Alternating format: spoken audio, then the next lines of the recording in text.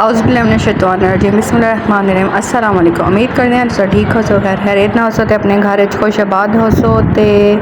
अल्लाह पाक तक खुश रखे ते ताड़े दस्तरखान को वसी रखे। अज असा बने दे खड़े से नूडल्स जोड़े बहुत ही मज़ेदार ते बहुत ही टेस्टी बन सन ते आसान रेसिपी है तो बालों को वड्डियां को बहुत पसंद हैं। अज की जनरेशन जड़ा है चाइनीज़ को बहुत पाँदी है तो बहुत ही ईजी तरीके दे नाल असां तक रेसिपी दसेंदे खड़े से ते इंदे विच ज़्यादा सब्जियां या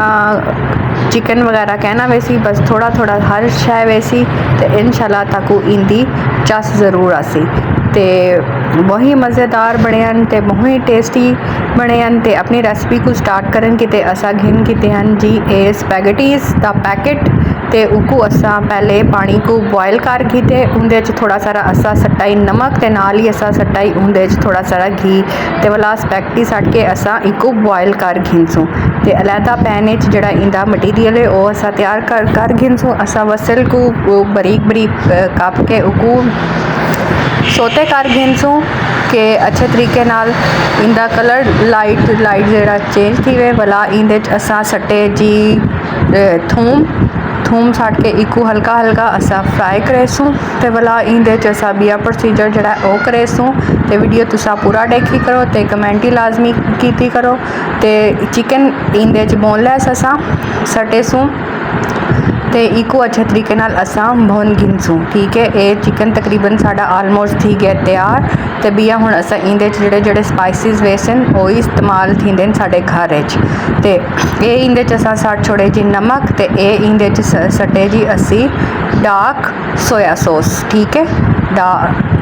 डार्क सॉस असा सट्टीए ते ये हुण असा थोड़ा सारा सट्टे जी इंदे सोया सॉस ते ये हुण असा सट्टीए जी चिली सॉस। अगर तुसी इन्हां दी रेसिपी देखना चाहते हो तो मेरे चैनल उत्ते मौजूद है तो ये नाल ही असा थोड़ा सारा इंदे सट छोड़े सिरका तकरीबन अपनी तुसा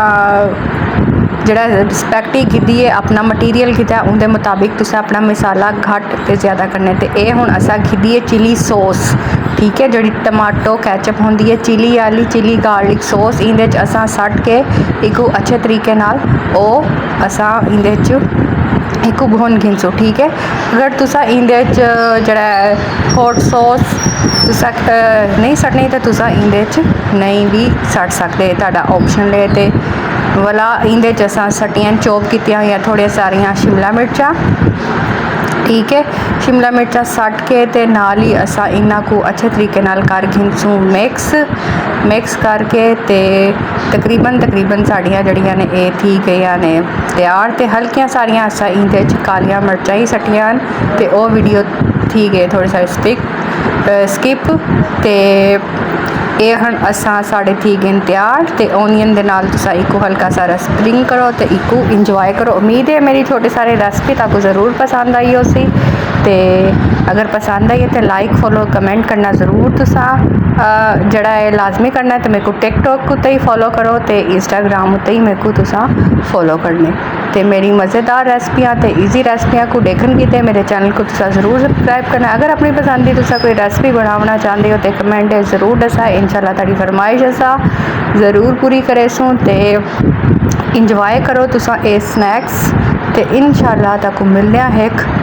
बहुत ही मज़ेदार ते यूनीक रेसिपी के नाल। वीडियो थोड़े वक्फे च मैं करेंदी खड़ी हाँ अपलोड उनके किते माजरत इंशाल्लाह हुण असा टाइम टेबल बनेसू ते वीडियो ते कई ज़्यादा बनाई खड़े बस उनको वॉइस ओवर करन दा टाइम क्या नहीं ज़रा ते ई गाल तो असा क्या नहीं करेंदे खड़े ते अल्लाह हाफिज़।